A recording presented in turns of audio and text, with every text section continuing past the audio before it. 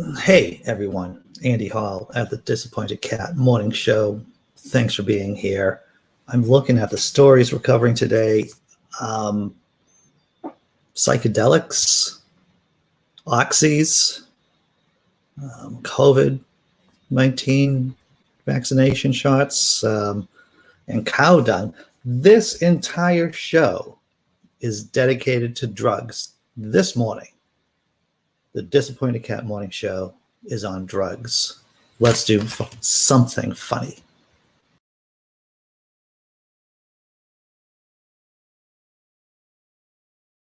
Sometimes people are surprised when they see a picture of me in my super fundamentalist Christian youth group because I had really long hair and wore a biker jacket with metal studs all over it. And there's an easy explanation. The youth pastor secretly wanted to be a nightclub owner, and he sucked us into his weird fantasy. And we painted the church basement black, and there was even a bar, but instead of alcohol, we served coffee and nachos. And on a Friday night, you go to our church basement, and the whole youth group started dressing really punk rock. So there would be like loud heavy metal Christian music playing, and a row of 17-year-olds with mohawks just staring at you with a judgmental look for Jesus. A judgmental look about Jesus, for Jesus. Wow. Yeah, happy birthday, Tobin, right? Thank my fictitious God for Facebook. Otherwise, I wouldn't know any of my friends' birthdays, to tell you the truth. What's up, Jesse Bear? Jess M. James Henry. Glad to see that you're here, James. John Hudson. Yep. Dr. Mordecai. Whole discussion about catnip. It seems apt since we're going to be talking hip deep about drugs today. I didn't plan it. I didn't plan the show to be about drugs. It's just all these stories are drug related. Even the cow dung story. I'm just going to warn you all that there's a video involved with the cow dung in which people are going to be smearing it. There's going to be smearing of cow dung. So be warned. I threw a link to the story from my blog at the very first of the on the chat. Lee, hope you're doing well today, Lee. Wow. It's Mighty Mouse and Scott Duke. I hope you're all doing well. Yeah, it's going to be nothing but drugs today, but not our memes.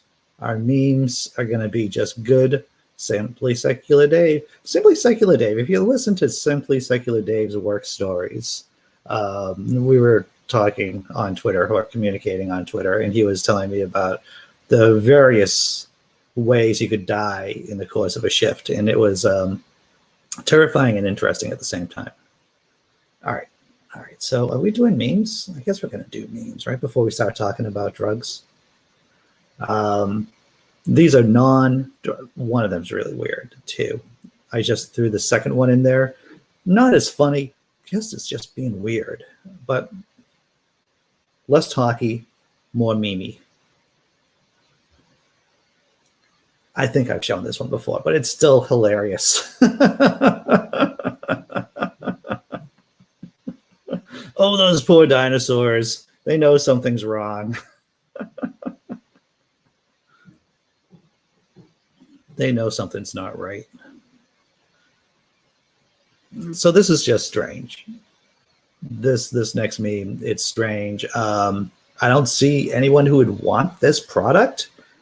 I'm sure there are people out there who do. Store your loved one's ashes in a 3D printed urn in the shape of their head. I don't want.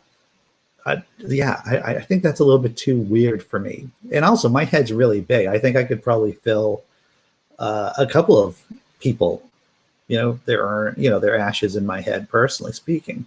But you know what I would do?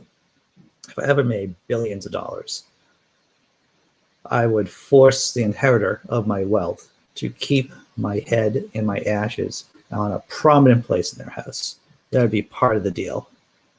You take my money, you're going to have my head and my ashes right in your living room. All right, one last one before we start talking about drugs. Fred, the thin blue line, police lives matter. Oh, look, what's underneath the hood? It's another hood.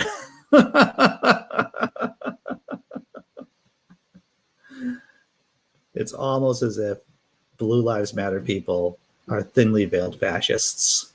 Almost. All right, and check out the chat before we do the stories. Oh, Jesus looks very cross to the dinosaurs. Yes, he does. Very cross. I know. It's not Cruz. It's cross. Right. Very good. Here we go. Got rid of that. All right.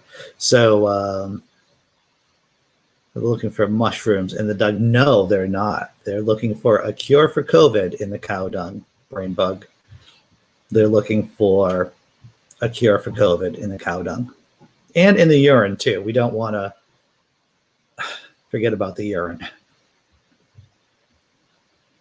All right. Oh my God, that reminds me. My cousin got a 3D printer and a 3D scanner, so he practiced with it on his dad's face. So he made like 50 3D printed busts of his dad's in multiple sizes. Wow.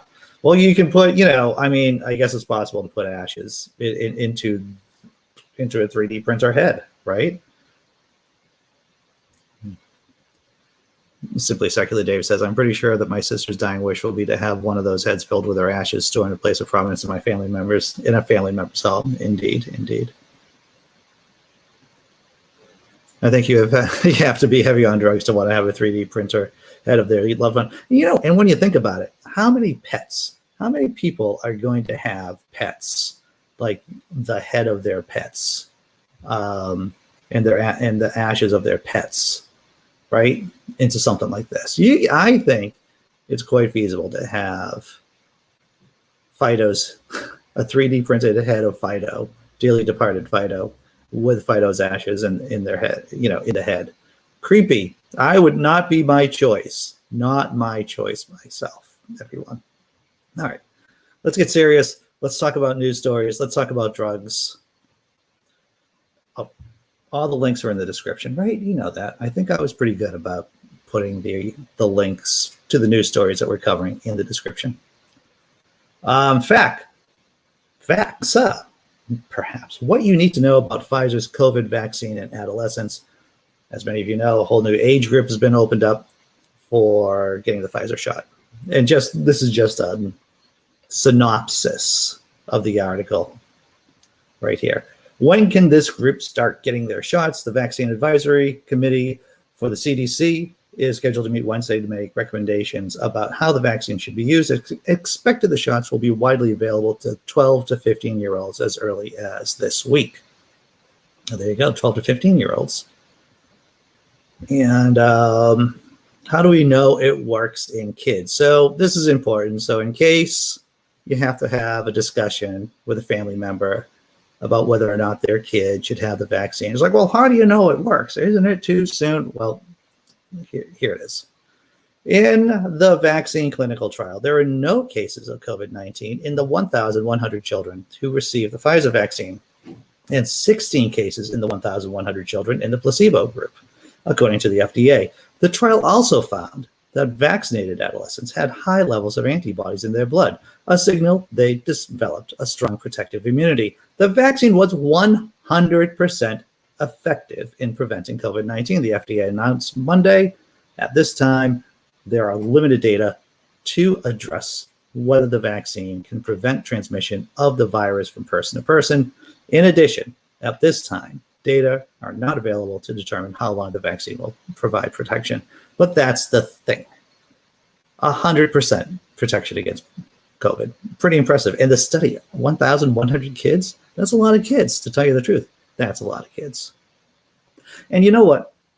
In case this hypothetical friend or family member goes, well, so-and-so, I've heard some people say, I heard Matt Dillahunty say this on the Atheist Experience, is that the plural of anecdotes is not data. So that's something to ruminate, to reflect on.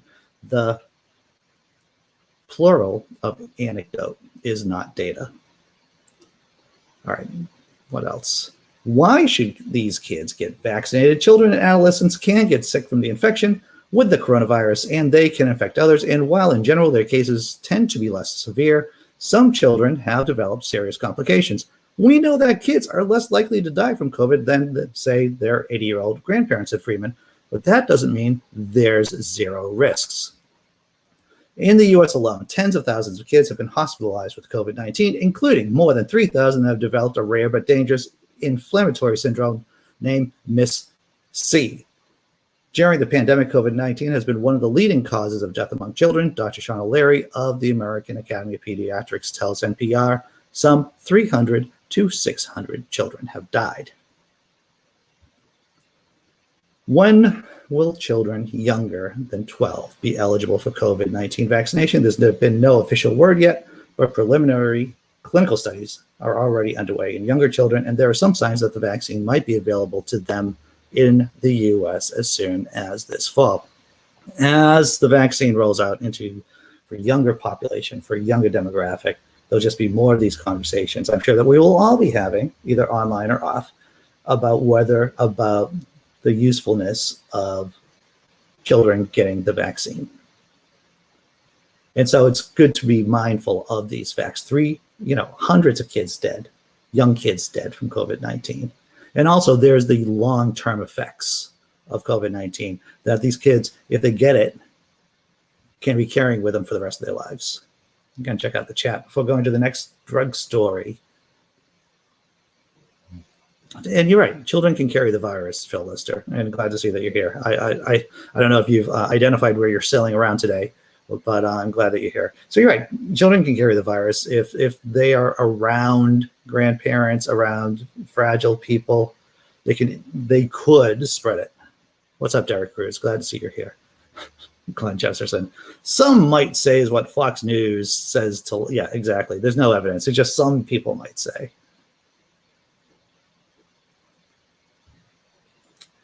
Jesse Beer says elementary age kids have caused huge outbreaks. Yeah, cause kids gross and still learning hygiene practices, but lacking impulse control. Whenever I hear the CDC or someone else say that schools should reopen because kids don't get COVID, it gives me the angers, to tell you the truth. And just one of the reasons why I get the angers is, of course, are all the teachers vaccinated? Right? Because it would be cruel to have schools reopen if not every single lunch lady, janitor, and teacher and paraprofessional is vaccinated first.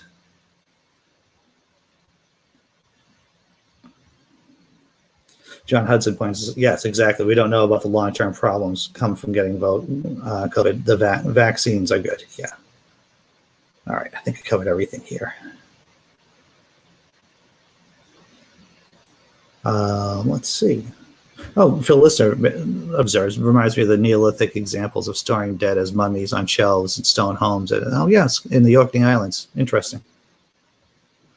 Orkney Islands, for those of you who don't know, and tell me if I'm wrong on this, they're north part of Scotland, kind of like in between Scotland and Scandinavia. Over there, I'm doing like northeast. There we go. Never been to the Orkneys. They're on my, if I have a bucket list, it would be to go to the Orkneys. All right, so what's the next drug-related story? I'm glad you asked, chat. Strange but true story, everyone. Italian woman accidentally given 6 shots of COVID-19 vaccine. Yes, this is true. You read that. This is correct. Italian woman accidentally given 6 shots of COVID-19 vaccine. CNN. A 23-year-old woman who was mistakenly given 6 doses of the Pfizer BioNTech COVID-19 vaccine has been discharged from the hospital where she was being monitored for any adverse reaction. The woman was administered the vaccine at the Noah Hospital in Tuscany, central Italy, on Sunday. Hospital spokeswoman Daniela Gianelli, that's how I'm pronouncing that name, told CNN on Monday the patient, who was in good health with no underlying conditions, was kept in the hospital under strict observation for 24 hours and discharged Monday, Gianelli said. It sounds like it's a Saturday Night Live skit, to tell you the truth. Someone getting 6 doses of the vaccine as against 1. A health worker accidentally filled a syringe with an entire bottle of the vaccine containing a total of 6 doses and only realized her mistake shortly after the shot was administered. She saw 5 empty syringes and realized her mistake, Gianelli said. So, as I imagine it, she has a syringe. She has a full bottle. She just puts, and is this the first time that the nurse does this? I don't know. She puts the syringe into the bottle, the needle in, sucks out all the vaccine, and just like that. And then I would imagine her dismay as she looks down and says, wow, there's 5 syringes. I wonder why that is.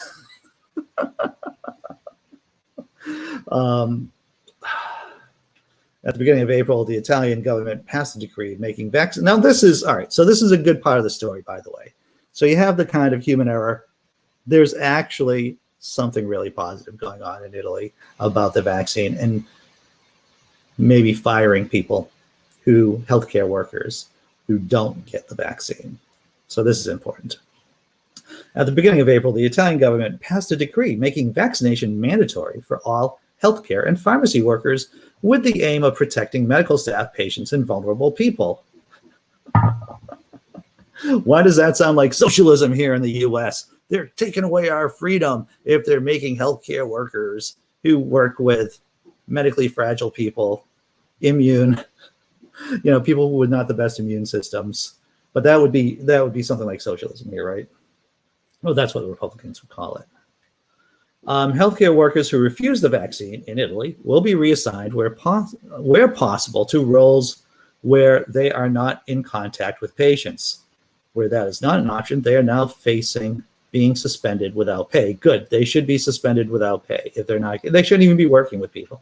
It remains unclear whether the decree is constitutional, and many believe future legal cases on the vaccines are likely. Let me tell you something. If you don't have the vaccine, you are putting at risk the people that you're supposed to serve. And if you're a medical professional, if you're a front line staff person working with people who are already sick, then fuck you for not getting the vaccine. Go fuck yourself. Go get another job. That's all. That's my feelings about it. And I think this is where skepticism and being compassionate just kind of overlap together. It's like, you're a fucking moron for not getting the vaccine, and you're a shitty human being at the same time.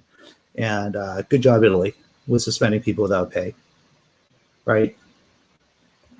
Fuck me.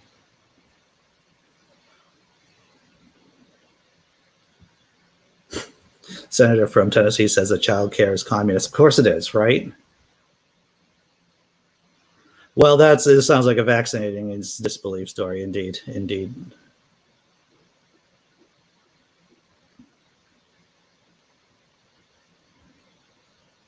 This is interesting. Simply Secular Dave says, I was sitting at a lunch table with 3 people who had also been vaccinated yesterday. It feels strange going back to the old way. It does, Dave. I'll say this, just going out, working, I'm going into people's homes and working with them.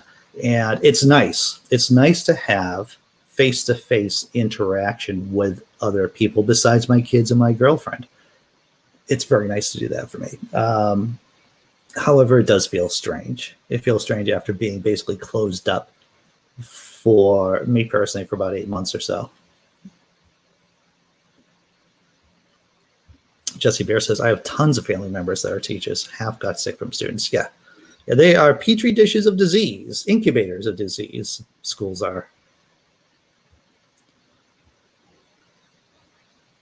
Oh, here it is. Phil Lister. Requiring vaccination requirements for health staff. They are required to have hepatitis vaccination already in Sweden, Germany, UK, Poland, etc. Yeah.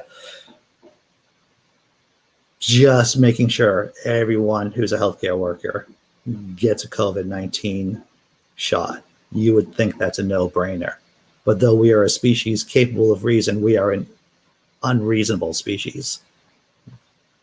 Yes, I think that's the way the quote goes. Oh, yeah.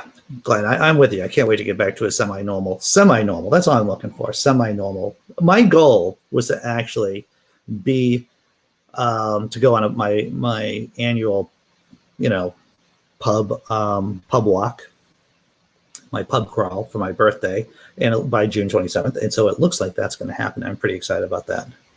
Yes, John Hudson, you're absolutely on point with that.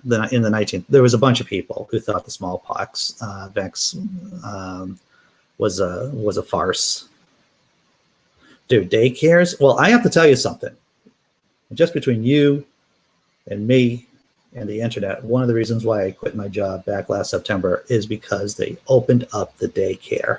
Not the daycare, I'm sorry, the day program for people who have disabilities. I was just talking to my girlfriend about this last night. Once again, I just want to say the reason why I left my job, that job, which was a great job, by the way, back in September, was the fact that they opened up the day program for all these people with disabilities who, sure, there were precautions, but we know how good those effing precautions are, to tell you the truth. We've seen the MIT study. We've covered that here. It doesn't matter how socially distant apart you are indoors. You could be 6 feet or 60 feet away, but if you don't have a mask on, and if you don't have good ventilation, guess what? It's still dangerous. It is still dangerous. So that's the reason why I decided to quit my job. And that was because of the fact that they were reopening up the day program. I thought it was immoral and put the clients at risk and put me to risk at the same time, and everyone around me.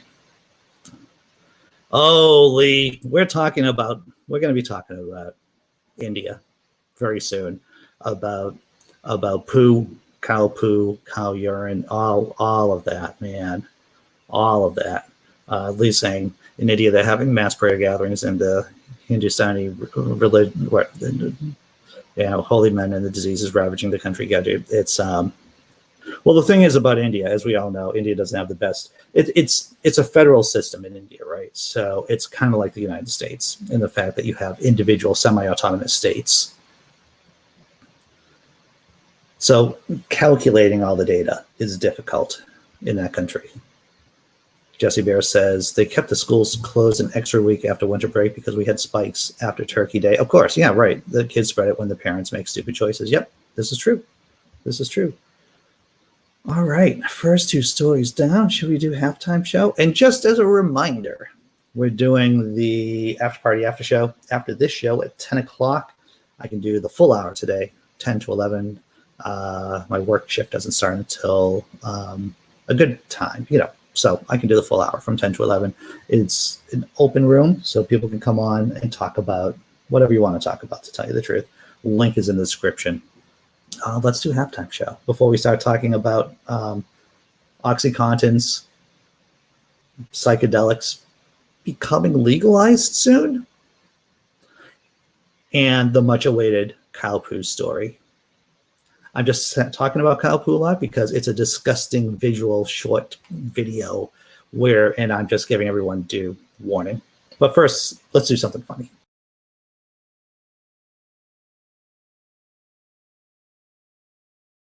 I am the darkness.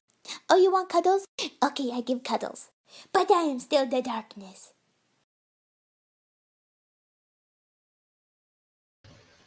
That was a fast halftime show, Andy. It was. But, I mean, it's a cat, right? We got to have some cat stuff. It can't all be drugs. Can it all be drugs? Maybe it can't all be drugs, to tell you the truth.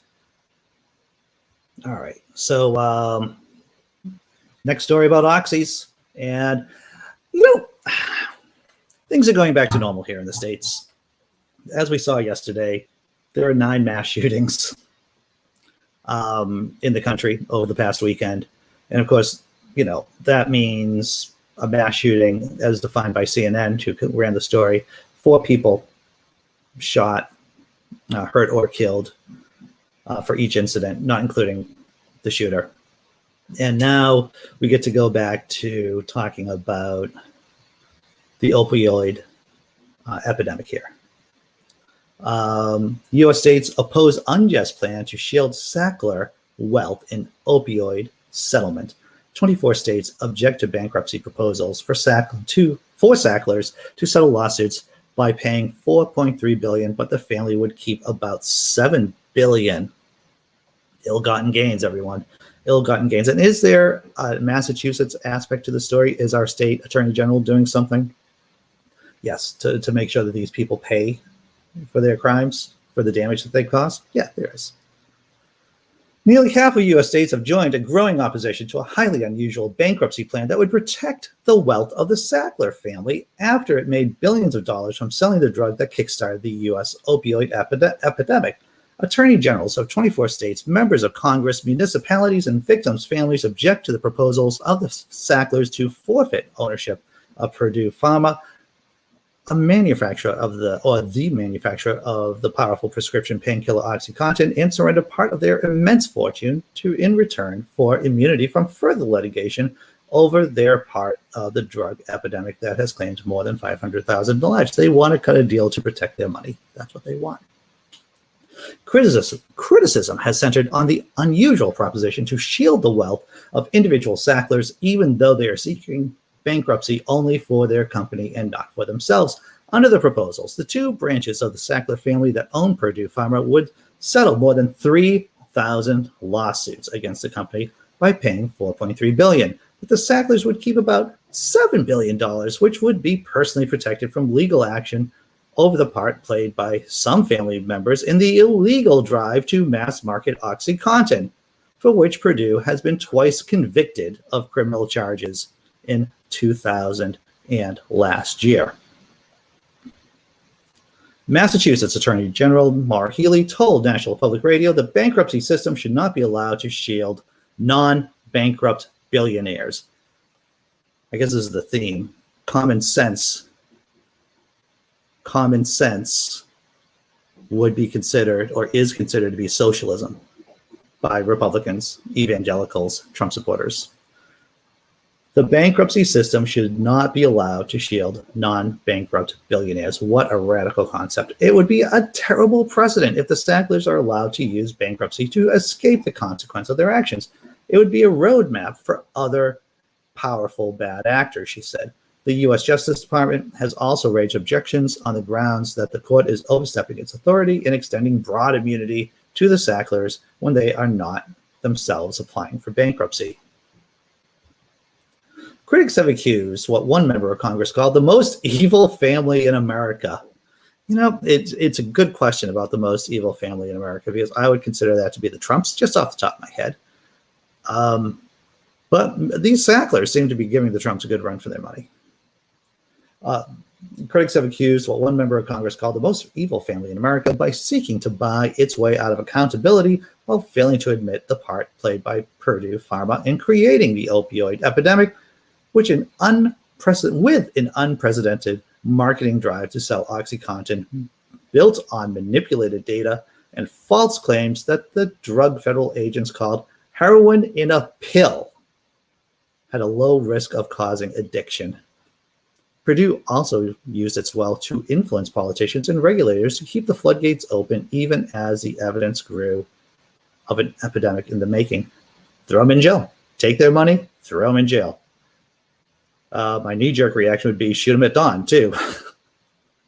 Which I don't know if anyone else has heard. I saw this story, this blur, being completely tangential and digressing for a minute, that South Carolina is thinking about using firing squads for executions now.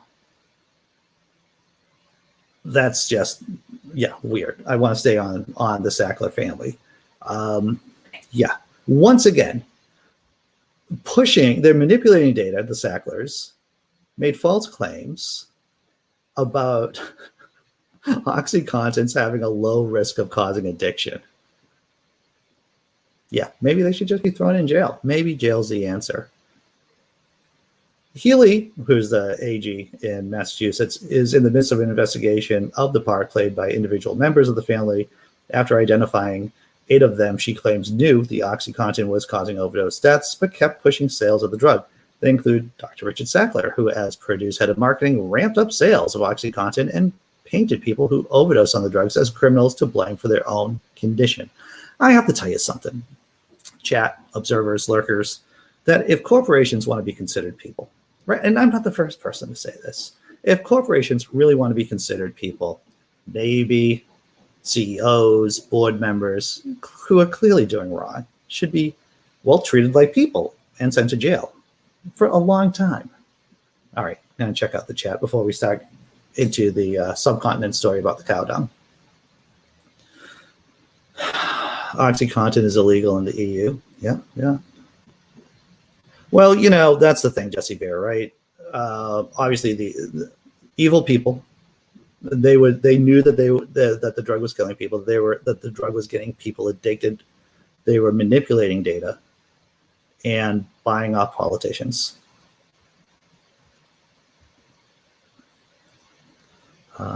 Oh yeah. Well, the thing is, I'm anti-death penalty myself, Jesse. But if I was in favor of the death penalty, there'd be a list of people that I think would be that would be on my list. Yeah. James Henry says, expecting the private sector to behave responsibly without regulation is naive. You're right. You're right.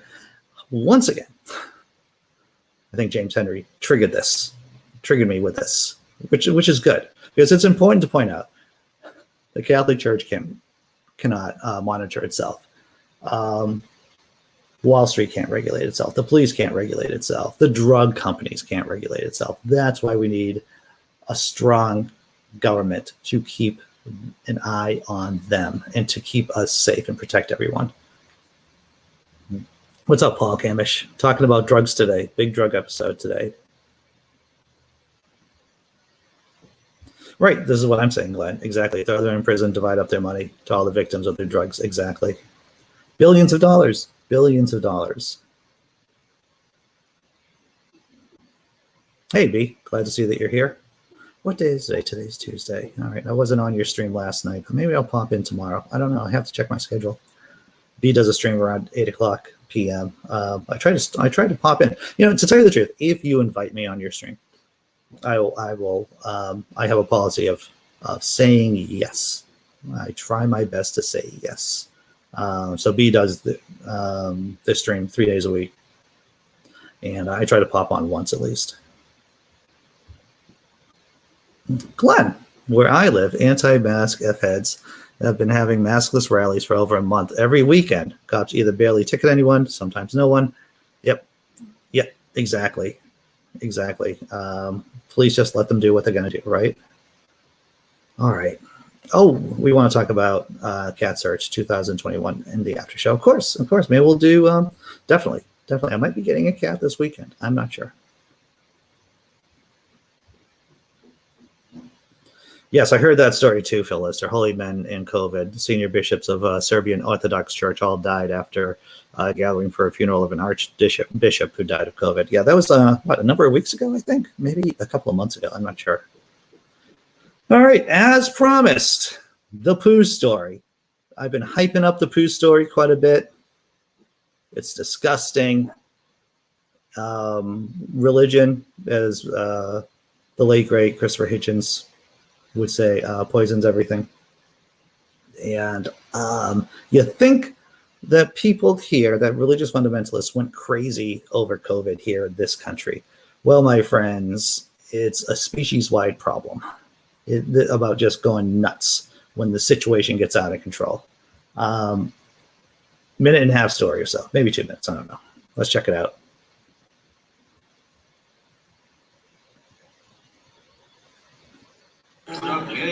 Men in Western India are smearing cow dung all over their arms, head, and entire bodies. In Hinduism, the cow is a sacred symbol of life and earth, and for centuries Hindus have used cow dung to clean their homes and for prayer rituals. In the state of Gujarat, these participants believe that the dung can even ward off COVID-19. Cow dung therapy participant Gautam Manilal Barisa. Frontline warriors. We see corona warriors, even doctors come here. Their belief is that this therapy improves their immunity and they can go and tend to their patients with no fear. But doctors say there is no scientific evidence for its effectiveness and that it risks spreading other diseases. Dr. Jar Jayalal is the national president at the Indian Medical Association. There is no scientific evidence to prove the cow dung can be used as a treatment or immunity booster against the corona infection which is prevailing.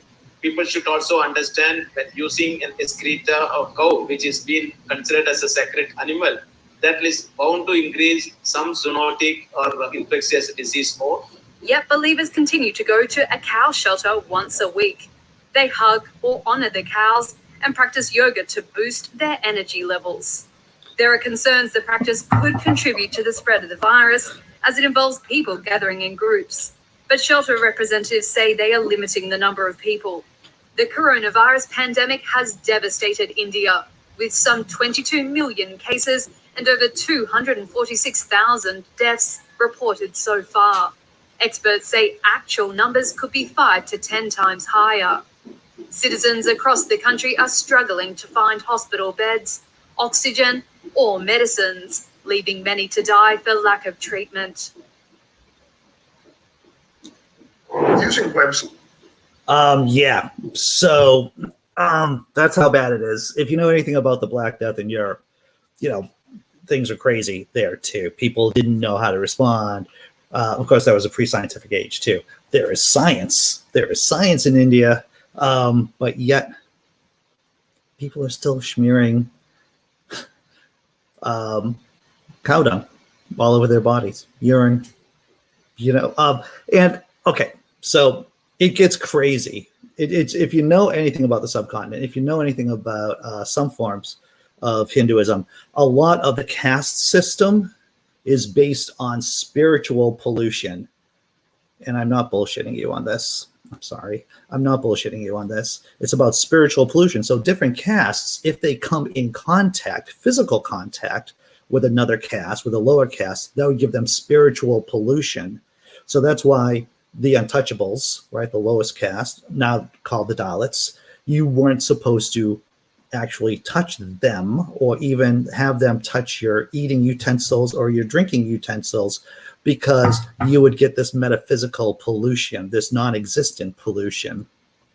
These same people that we saw in this video are higher caste members, right? They're probably part of the merchant class or part of the Brahmin class, and they are so obsessed about spiritual pollution, but yet they're still smearing cow poo all over them.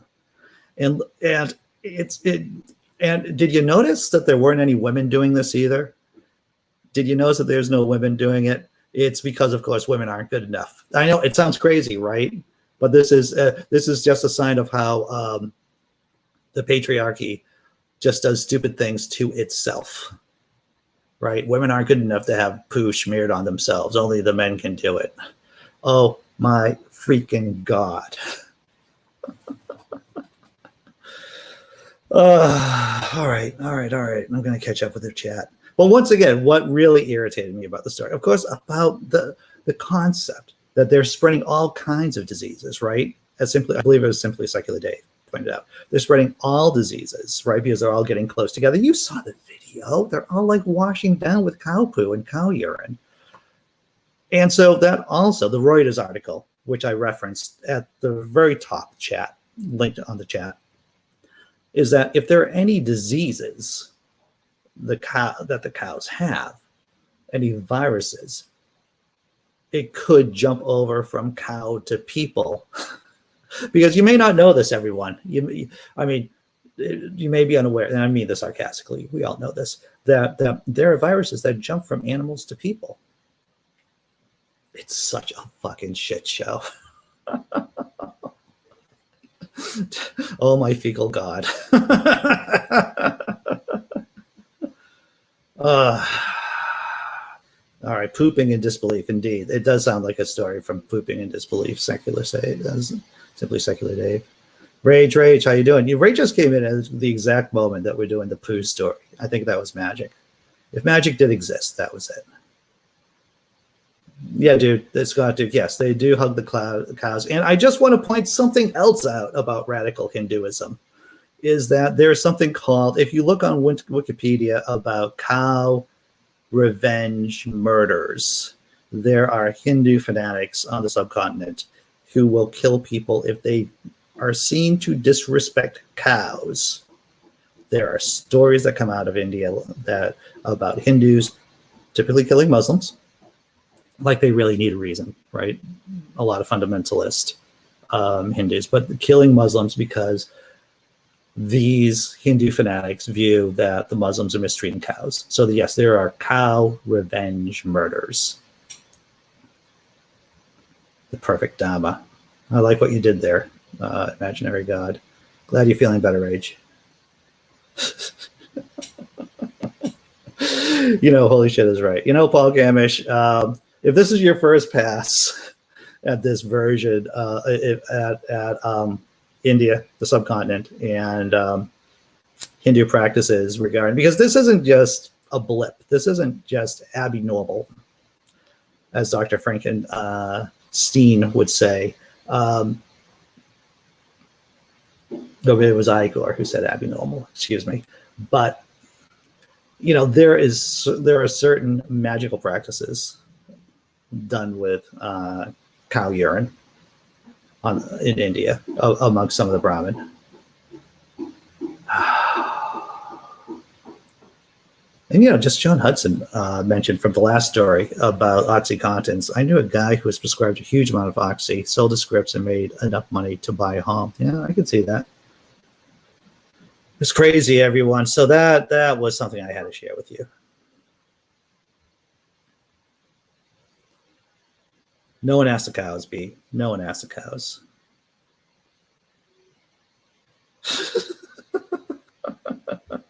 Rage. I wonder if R. Kelly considers us born. Could be. Could be. All right. Let's do, what's the last story? Psychedelics. When I start feeling hope, and occasionally I feel hope about us, it's when I see, a windmill. There's a windmill right out my freaking door. I can look out my window and I can see a windmill, and that gives me hope for the future. When I think about marijuana being legalized, hope for the future. Gay marriage being legalized, hope for the future. And this is the newest story. Hey, Rosemary Goins. I hope I pronounced your name correctly. And when I think about hope for the future, I read the story and I had to share it. It is, the psychedelic revolution is coming. Psychiatry may never be the same. Most of us know something about this story already, right? That microdosing on psychedelics has proven to show, or has evidence, there's evidence to show that it has beneficial psychological effects. Well, it looks like we could be on the cusp of a revolution in psychiatry due to microdosing on psychedelics. It's been a long, strange trip. In the 4 decades since Rick Doblin, a pioneering psychedelics researcher, dropped his first hit of acid in college and decided to dedicate his life to the healing powers of mind-altering compounds, even as anti-drug campaigns led to the criminalization of ecstasy, LSD, and magic mushrooms, and drove most researchers from the field. Dr. Doblin continued his crusade with financial help from his parents. Dr. Doblin's quest to win mainstream acceptance of psychedelics took a significant leap forward on Monday, when the journal Nature Medicine published the results of his lab study on MDMA, a club drug popularly known as ecstasy and Molly. The study, the first phase 3 clinical trial conducted with psychedelic assisted therapy, found that MDMA paired with counseling brought marked relief to patients with severe post-traumatic stress disorder. So as many of you already know, stage 3 trials, you need a ton of people, right? We reviewed a story about kids getting vaccinated, and that stage 3 trial had 1,100 kids in it, participants, subjects in it. The results coming weeks after the New England Journal of Medicine study that highlighted the benefits of treating depression with psilocybin, I think I pronounced that right, the psychoactive ingredient in magic mushrooms, have excited scientists, psychotherapists, and entrepreneurs in a rapidly expanding field of psychedelic medicine. They say it is only a matter of time before the Food and Drug Administration grants approval for psychoactive compounds to be used medically for MDMA as soon as 2023, followed by psilocybin a year or two later. So within, 5 years? Everything, psilocybin as well as MDMA, legal in terms of course, therapeutic use. Some days I wake up and I can't believe how far we've come, said Dr. Doblin, 67, who now oversees the Multidisciplinary Association for Psychedelic Studies, a multi-million-dollar research and advocacy empire that employs 130 neuroscientists, pharmacologists, and regulatory specialists working to lay the groundwork for the coming psychedelics revolution. The nation's top universities are racing to set up psychedelic research centers, and investors are pouring millions of dollars into a pack of startups. States and cities across the country are beginning to loosen restrictions on the drugs, the first steps in what some hope to see a federal decriminalization of psychedelics for therapeutic and even recreational use. Doblin's organization, MAPS, is largely focused on winning approval for drug-assisted therapies and promoting them around the globe, but it's also pushing for the legalization of psychedelics on the federal level, though with strict licensing requirements for adult recreational use. Numerous studies have shown that classic psychedelics like LSD and psilocybin are not addictive and cause no organ damage in even high doses. And contrary to popular lore, ecstasy does not leave holes in users' brains, studies say, nor will a bad acid trip lead to chromosome damage. Doblin shares some of those concerns, even if his institute stands to profit handsomely. Now, this is about making money off of psilocybin.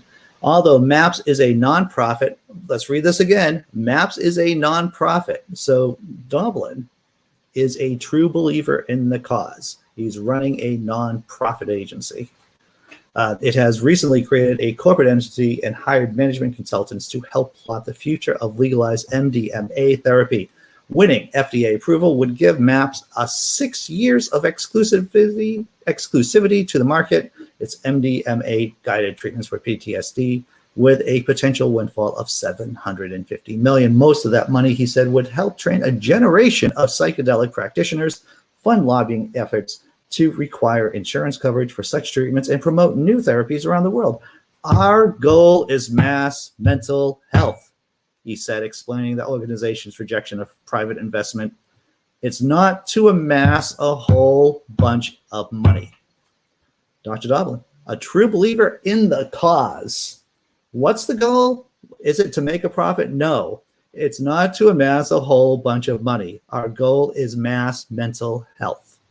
Oh, wow. He would be a dream. He would be a great person to have on this channel to talk to. Maybe he will. I don't know. You never know who you can get, actually, on your channel until you actually ask them. And there's a variety of ways you can find people's email address. Oh, man. I'm checking out the chat right now. Jesse Beer, the VA hardly even recognizes veterans' mental health issues caused by combat start because of money. Yes, we lose 22 veterans a day in the state because mental health has changed, especially in the community. Yep. And the thing is, of course, because we've had these eternal wars that have gone on for decades at this point, it creates serial killers, right? When you have people coming back from war who've been dinged, who have forebrain damage, they can't make executive decisions. They have impulse control issues. You have people who storm the Capitol building. A fair percentage of them were post-military, who were in the military. There's such a need to adequately treat people coming back from these forever wars. And psilocybin, MDMA, could be a real part of that.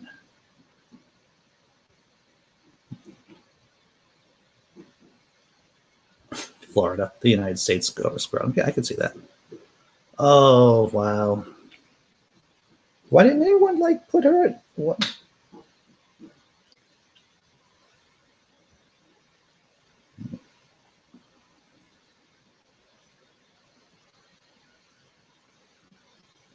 I'm just putting out there. And there is incorrectly spelled Rosemary, by the way.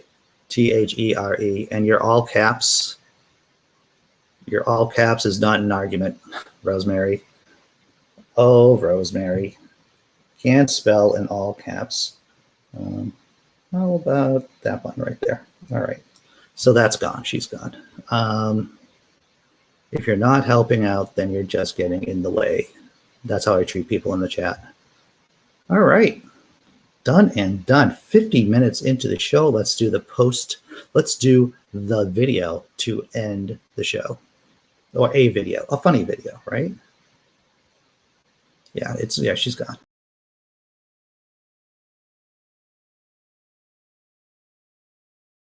I'd like to introduce you to dumbass number 1 and dumbass number 2.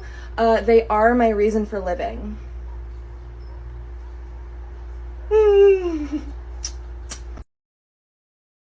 I don't think verbal abuse is ever okay with cats. And I'm sure she's a joy to date too. That's what I say. All right. So what stories did we cover today, everyone? Drugs, facts on the younger demographic getting the Pfizer vaccine. We covered the poor woman in Italy who got 6 shots of the vaccine. Turned out she's okay. The Sackler people, the Purdue Pharma, they're trying to get a deal to save their billions after conning us all, or conning the federal government, conning state governments, conning regulators, saying that OxyContin isn't addictive.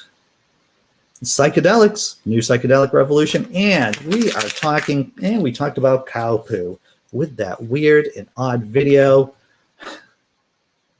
We're doing the after party after show, everyone, at 10 a.m. Did I update the thank you video for patrons and YouTube members? Yes, I did. Thank you, Jesse Bear. Your name is now on the, yes, our cats are not dumbasses. Yes, cats are not dumbasses. I did update the thank you video for my patrons and for the YouTube members.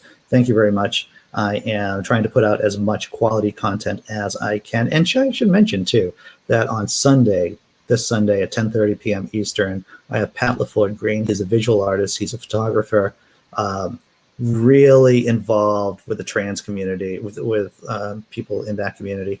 And he's going to be on the show. He's going to be talking about his new book. So it's going to be pretty cool. But thank you once again for your donations and for just showing up, basically. So here's the thank you video. I'll see you on the other side at 10 o'clock.